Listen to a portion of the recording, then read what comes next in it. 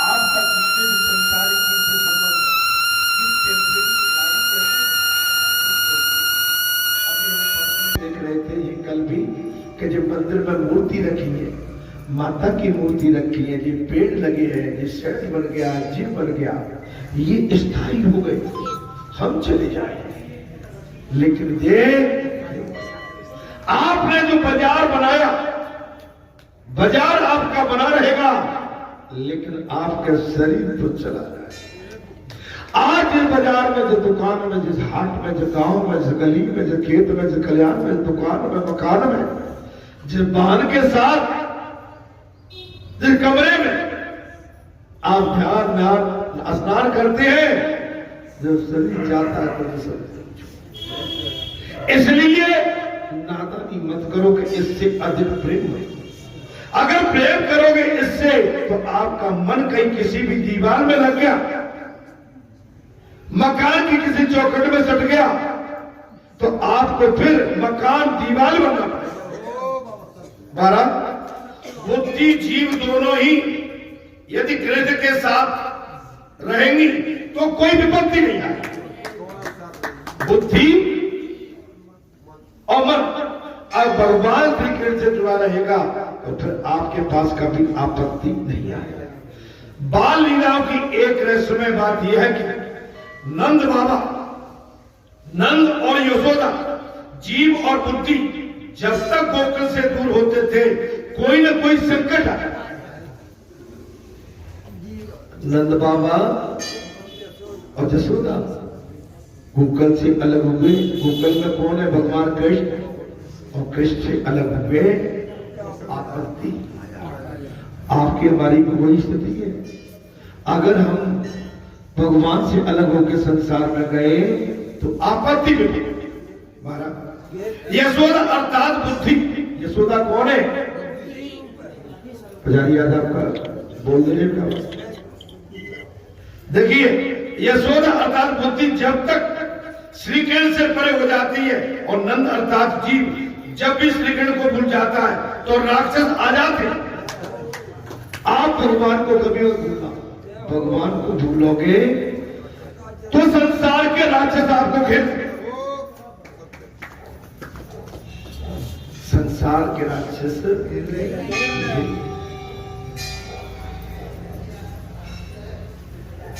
शरीर और इंद्रियों को व्यवहारिक कार्य तो करना है।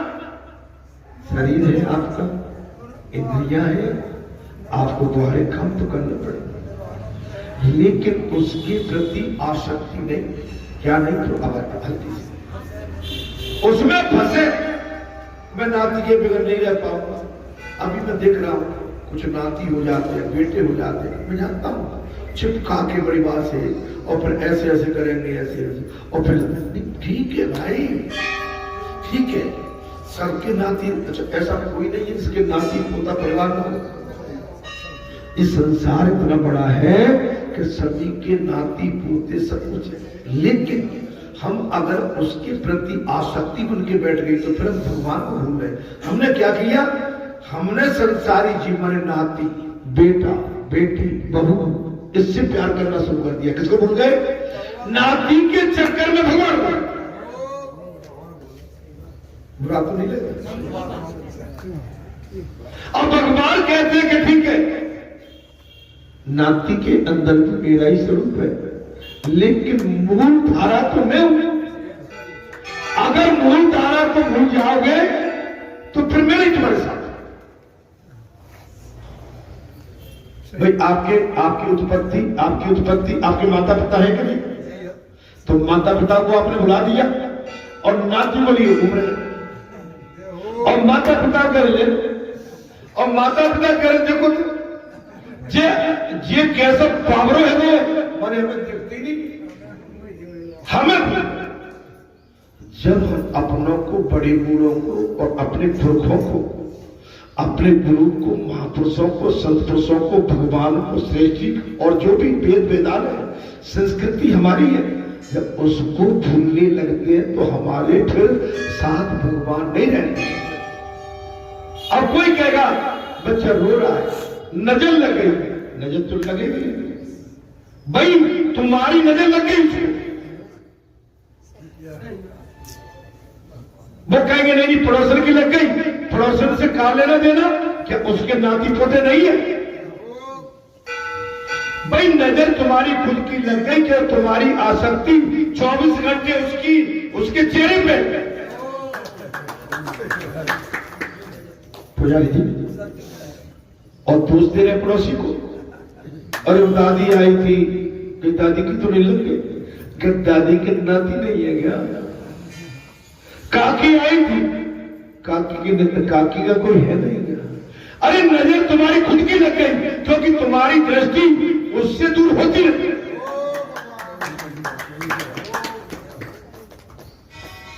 दादी 24 घंटे थी, बहू आ जाए तो वो मोटा करेगी, मैं आऊं तो मुझे बताइए। बोलो वाला जी से कहा और किसी घर में बहू बेटे नहीं है क्या? बोले हमारे घर में चावल भात बनता है। अरे चावल भात तो सबके घर में मेरे भाई, ऐसा कोई नहीं है जिसके घर में चावल भात न बनता। लेकिन महाराज हम क्या बताएं, आज की सृष्टि और आज का जो बता अलग है। वासना ने तेजस्वी स्वरूप को देखकर रतनमाला के हृदय में पुत्र से उमड़ रहा था, किंतु उन्होंने उसके पिताजी को महाराज अवदशा की बात महाराज, उसे देखकर शत्रु भाव भी उमड़ आया। भाई किसी वासना ऐसी है कि आप इनके प्रति श्रद्धा रखते हो और इनके प्रति को भाव रखते हो। सुरा भाई हे भैया जा सुखो, जा सुखो, चलो चलो 2-3 गद्दा डाल लेना, एक ऊपर से डाल देना।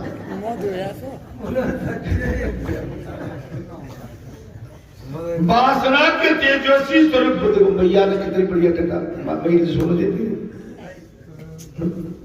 अरे मैया ने जो कर ऐसी तो भाई बिल्कुल नहीं, हमारे जो डिस्टर्ब है मैया क्या कहते, नो डिस्टर्ब करते ही नहीं।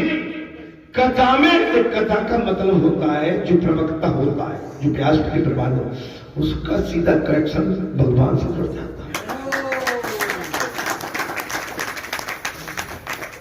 और कथा में बीच में कोई विघ्न डालता है, उस व्यास पीठ के प्रवक्ता को भी बिल्कुल अच्छा नहीं लगता है। कोई भी महाराज पुत्र इसलिए उमड़ रहा था, किंतु उन्होंने उसके पिता की जो अवदशा की थी उसे देखकर शत्रुभावी उमड़ आया और उसके मन में वामन जी को मारने की इच्छा हुई। बेटा हो दूध पिलाऊं, लेकिन बाबर भगवान को मारने की इच्छा हुई। से दुर्व्यवहार करते हो तो अरे जी तो दूध पिलाने लायक नहीं है, इसको मारा जाए। कुभाव अब एक वात्सल भाव और शत्रु भाव दोनों को लेकर रतनमाला पुनर्जन्म में पूतना बनकर आ गया। भाई मेरा बेटा तो ऐसा हो, बेटा तो ऐसा हो, लेकिन शत्रु भाव पूतना कौन बनी? रतनमाला जो थी। पहले तो बावन भगवान को देखा कि ऐसा बेटा मेरा भी हो, सुंदर हो, लेकिन उनके प्रति को भाव और शत्रु भाव दोनों आ गए। अब पुनर्जन्म में कौन बनी? वही पूतना। तो देखिए मां भी है और कुभा भी है और माने की नहीं। श्री कृष्ण की लीला निरोध लीला, निरोध जिसमें किस तरह का विरोध न हो। निरोध माने कोई विरोध न हो। जिसके मन में ये निरोध होता है उसे मुक्ति मिलती है। निरोध जैसे आपके मन में क्या रहता है, बालाजी दाम में आ गए तो निरोध हो जाते। किसी के प्रति द्वेष कलेश कलह खत्म। अगर अभी कोई भी शत्रु, आपका कितना बड़ा शत्रु हो, या आके बैठ गया तो आपका मन उसके प्रति अच्छा, भगवान के दरबार में अगर निष्पाप और निश्चल बन के बैठे हैं तो हमारा कल्याण होगा। जब तक मन में वासना और विरोध होगा तब तक निरोध नहीं होगा। जब तक मन में वासना एवं विरोध होगा किसी के प्रति तो आपका हमारा मन में निरोध नहीं आएगा। जब तक किसी भी वस्तु में सूक्ष्म वासना भी रह गई हो मन को निरोध नहीं आ सकता। अगर हमारे मन में जरा भी किसी के प्रति को भाव है हमारा कल्याण बिल्कुल नहीं हो सकता। हम कितनी भी माला जपें, कितने भी कीर्तन करें, कितनी भी धुन गाएं, राम सीताराम गाएं, लेकिन किसी के प्रति आपका विरोध है तो निरोध आपके मन में नहीं आ सकता। भगवान सुखदेव वर्णन करते राजन, श्री कृष्ण ने जब शक्तासुर को वध किया था उसकी आयु उस समय 108 दिन की थी। महाराज शक्तासुर को मारा, बक्तासुर को नहीं, शक्तासुर। उसकी आयु कितनी थी? 108 दिन की आयु। 108।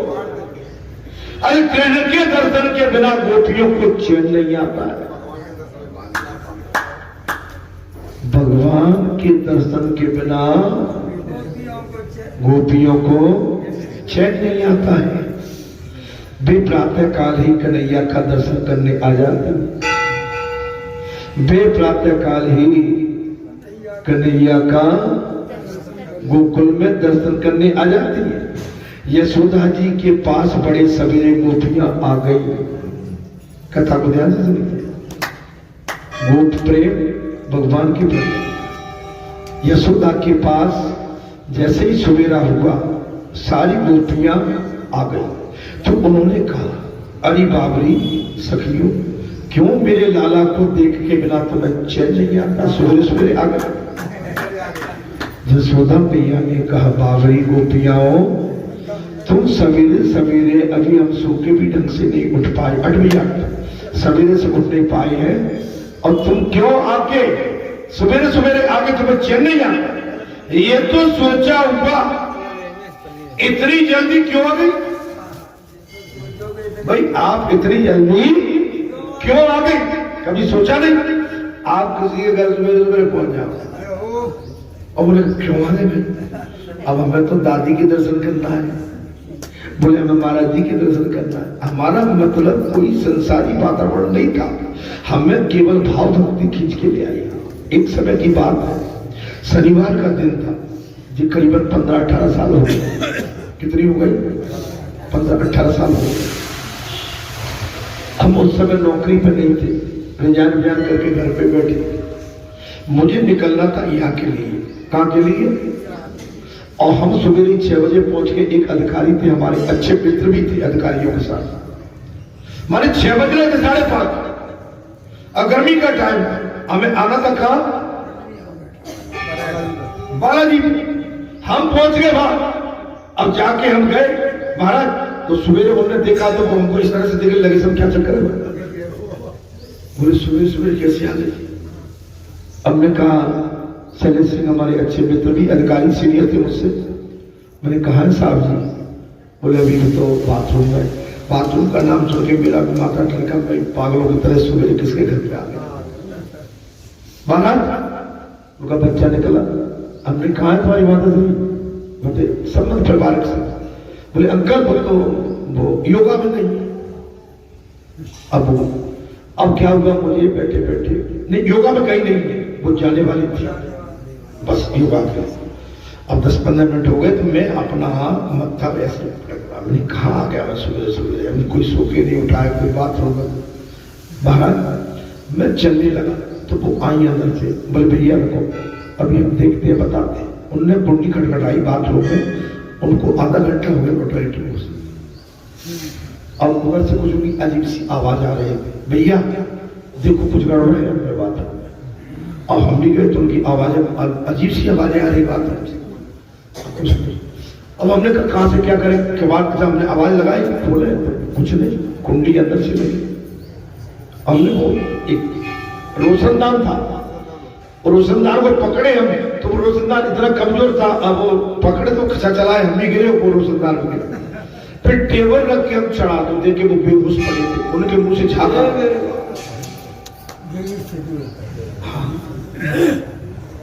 क्या आ रहा था? वो गिर गए, उनके मुंह से झाग निकल रहा और बेहोश पड़े। आप समझ लो दादी, हमने तो आरक्षक बुलाए, दो बैठे थे, 2-3 हमने भी इधर आ जाओ, किवाड़ तोड़े। हमने क्या किया? किवाड़ तोड़ के कम्बल में लपेट के हाली हॉस्पिटल ले गए, तो अच्छे हो गए। तो भगवान किसी का कल्याण करने के लिए सुबह घर में,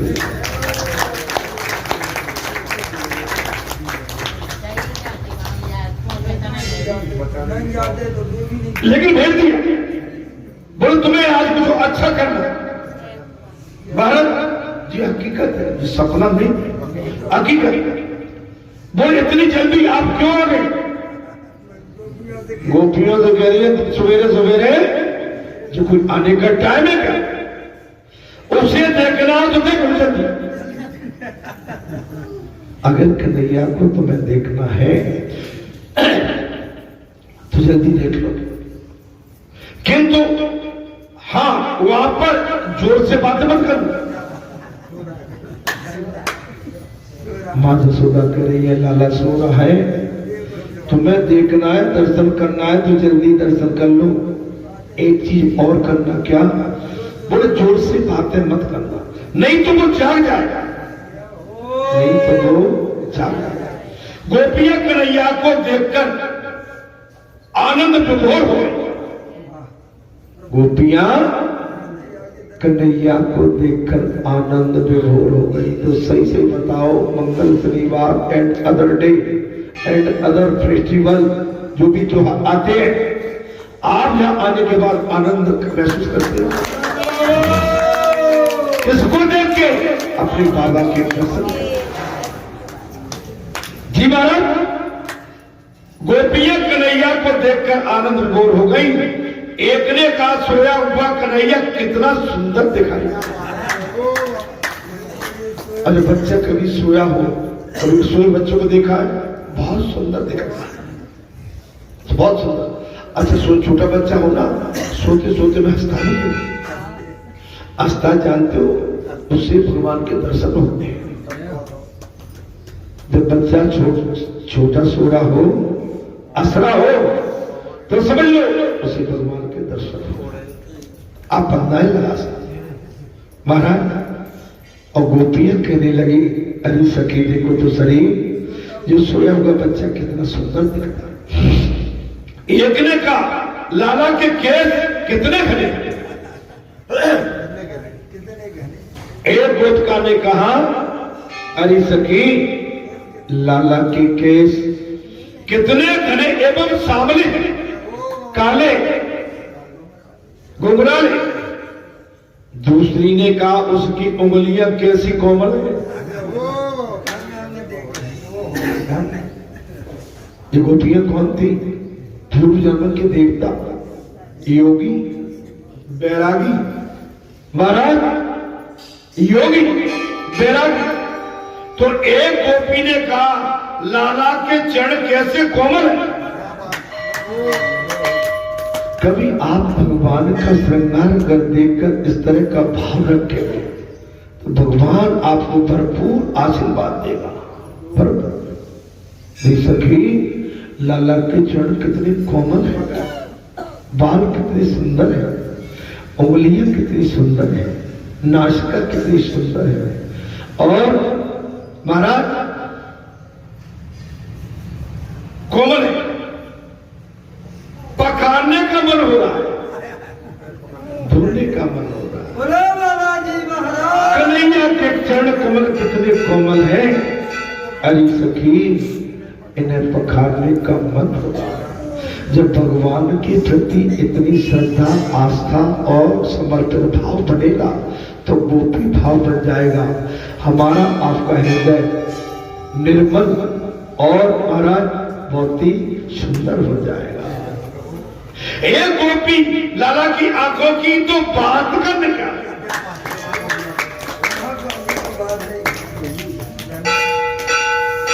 एक गोपी लाला की आंखों की बात करने लगी तो दूसरी अदरोज की लालिया, होठों की लाली, होठों पे लाली नहीं लगाना पड़ती। आपके होठ अगर गुलाबी है तो लाली लगाने की जरूरत नहीं। माताओं, हमारी माताओं के जब होठ, हमारे भाइयों के होठ अगर गुलाबी हो तो फिर लालिमा की जरूरत नहीं है, ये नेचुरल होती है। जिसकी गद्दियां स्वयं, जिसकी गद्दियों में लालिमा हो, जिसके पैरों में लालिमा हो, जिसके नैन विशाल हो, जिसकी नासिका सुंदर हो, महाराज आप समझो जिसके कान बढ़िया ऐसे सूत की तरह है, तो उसकी तो बात ही क्या है। मैया ये भगवान देता है, ये जो गद्दियों पर लालिमा रहती है ना, ये भगवान की लालिमा है। ये त्रिपुंड पर चमक रहती है, ये भगवान का वास है। ये कंठ में जो स्वर रहता है, सरस्वती मैया की आशीर्वाद है। दूसरी ने कहा महाराज अदरोज की लालिमा तो देखो, होठों की, होठों की लालिमा, होठों की लाल, अरे होठ लाल। देखिए माता, बुरा मत मानो, अगर आपके होठ स्वयं भगवान ने, हमारी माता को तो बनाने में भगवान को 6 महीने लगे। सारी सृष्टि की गणना तो भगवान ने 3 माना पल में कर दी, 3 दिन में। लेकिन माताओं को बनाने में भगवान को 6 महीने लगा। माता, भगवान ने तुम्हारा जैसे श्रृंगार किया है, धरती माता की तरह श्रृंगार किया है, ऐसा श्रृंगार और किसी का नहीं किया। स्वयं जीती जागती ममता की, दया की भंडार है। तुम्हें जो आर्टिफिशियल लगाने की आवश्यकता क्या है? जी आप जो लगा लेते कभी जो होटो फोटो पे चमक कर, इसकी जरूरत नहीं पड़ती, इसकी जरूरत नहीं। वे बातें गोपियां नहीं, वे बातें गोपियां नहीं, भक्ति कर रहे हैं। वे बातें गोपियां नहीं, भक्ति कर रही थी। गोपियां तो भक्ति मार्ग की आचार्य है, आचार सिखाने वाले। गोपियां भक्ति मार्ग की आचार्य है। दादी, जब आप बाजार का कोई तेल, शैम्पू, बनावटी चीज, खुशबू, ये आपके शरीर में सिंथेटिक चीज है, ये आपके शरीर में आपकी चमड़ी को खराब करते हैं। आप सरसों का तेल यूज करता है, गरी का तेल, सरसों का तेल। हम तो इतने माने नौकरी भी की और जैसा चाहते वो शैम्पू ले आते, लेकिन शैम्पू को भी शैम्पू से आज तक नहीं नहाए। दादी, अरे आपको विश्वास नहीं है, शैम्पू से नहीं नहाया, डिटर्जेंट साबुन से तो नहाए, लेकिन शैम्पू से। सरसों का तेल शरीर में, बालों में डाला। जीवन में आप अपना एक उद्देश्य रखिए। जीवन में अगर आपका उद्देश्य ठीक है, आपने कभी देखे होंगे चितकबरे कपड़े नहीं पहने, छीट सुटल्ले, नौकरी भी की तो सादा कपड़े में। हाँ, अब पार्टी में देखा बट टाई तो लगा ली थी भाई। अब वो नया जीवन था, थोड़ा लड़कपन था, नहीं वो थोड़ा कभी कभार, लेकिन वो भी हमने समझा भाई ये तो फांसी का फंदा है।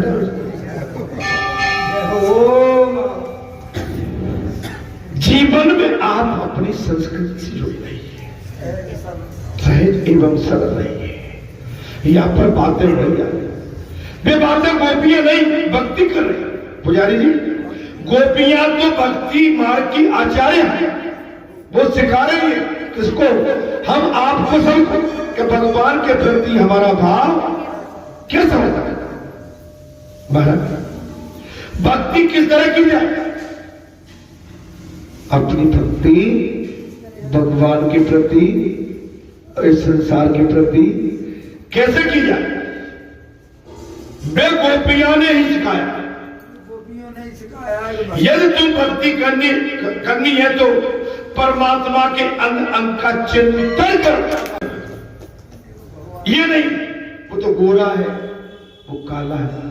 अरे कभी हाथ देखे हाथ नहीं देखे, कभी ऐसे देखा नहीं देखा, आज काले हुए उससे। दादी कभी हाथ अपने आप हाथ देखिए, अपने चरण आप खुद देखिए, अपना अवलोकन, अपनी नासिका, अपने नेत्र, अपने कान, अपना जो भी है। भगवान को जब देख पाएंगे जब आप अपने को देखेंगे। अपने को देखने की आदत पड़ जाएगी तो भगवान के पास पहुंच जाएंगे। आप संसार को देखोगे, आपके पास सब कुछ है, आपके पास सब कुछ है, लेकिन अपना छोड़ के आप दूसरों को देखते हैं। आपके पास सब कुछ है, दाल दाल तेल तिलहन, पैसा, बेटी बेटा, बहू बेटा, पत्नी, सब कुछ आपके पास है। अपना पहले देखो। जब आप अपने आप को देखना सीख जाएंगे तो फिर आपका मन कहीं दूर नहीं जाएगा। फिर आप अपने पास ही रहें। हमारी आदत है, संसार की आदत है, अपना घर में देखते हुए, अपने को देखते हुए वो संसार की तरफ दृष्टि रखते हैं, इसलिए पागलों की तरह भटकते हैं। अरे आपकी घास की बढ़िया है, कौन सी बढ़ाई है? घास फूस की बढ़िया में बड़ा आनंद आता है। सुदामा जी के लिए सुदामापुरी भगवान ने बना दी थी। सुशीला को बहुत चाहती है, माता को बहुत रहता है, धन संपत्ति, अच्छा मैल वैल हो, हमारा जब ठाट बाट हो, फॉर्चून गाड़ी हो, 2-4 पहरेदार 10 हो और बढ़िया जेवर से भरपूर हो, जे भी सजे रहे वो भी सजे, माता। लेकिन सुदामा जी को इसकी चाहत बिल्कुल नहीं है। सुदामा जी जैसे ही फकड़ रहे, जैसे रहे, नगरी अलग बना दी भगवान ने। लौट के आए तो अपना घर नहीं, झोपड़ी नहीं, महल खड़ा हुआ। विश्वकर्मा जी ने द्वारकापुरी की तरह सुदामापुरी में सुशीला झड़ूक के बैठ रही है। स्वामी आ गए तुम। सुशीला सजी हुई है, जेवर गहनों से श्रृंगार करोड़ों की, महाराज रत्न जड़ी साड़ी पहने, सुदामा फटे हाल, लंगोटी पहने है, हाथ में सोटा है और शरीर में लंगोटा है, नंगे पैर है। और सुदामा देख के नीचे गर्दन कर ली। नहीं, कहीं मैंने ऊपर अपनी नजर की तो भगवान की नजरों से गिर जाऊंगा। क्या हो जाऊंगा? भगवान की नजर से गिर जाऊंगा। मेरी दृष्टि कभी ऊपर न जाए, मेरी दृष्टि भगवान के चरणों में सदैव बनी रहे। कृष्ण कृष्ण कृष्ण। अरे सुशीला, तुम महल में रहो, तेरा सुदामा तो झोपड़ी में ही रहेगा। अगर तेरा सुदामा महल में आ गया तो अपने कृष्ण को भूल जाएगा।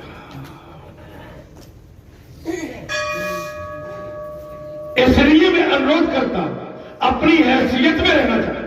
अगर भगवान ने तुम्हें भरपूर कुछ दे भी दिया है तो इठलाओ मत,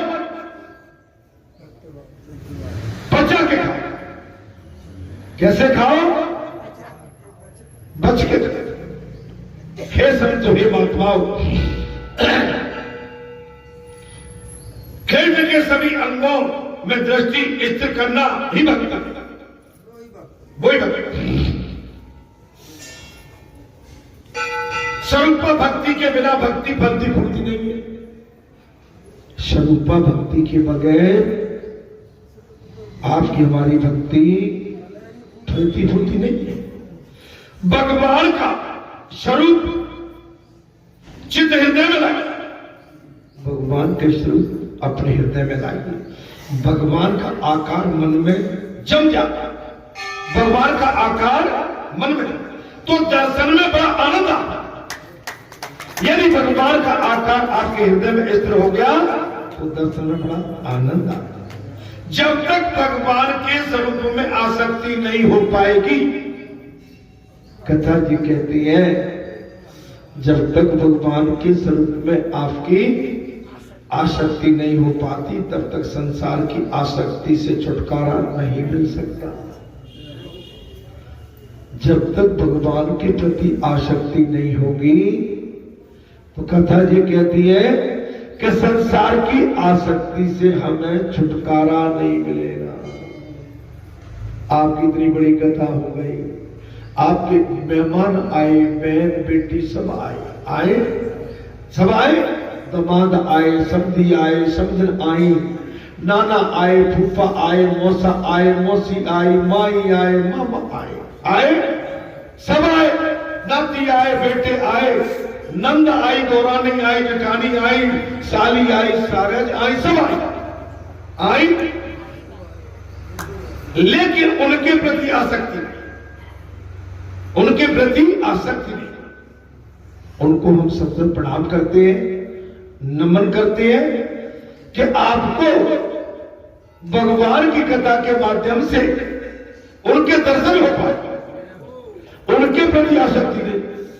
अब एक और चीज होती है, बोले कथा करवा दी, बनता तो है बेटी बहन का कुछ न कुछ देना चाहिए, ठीक है।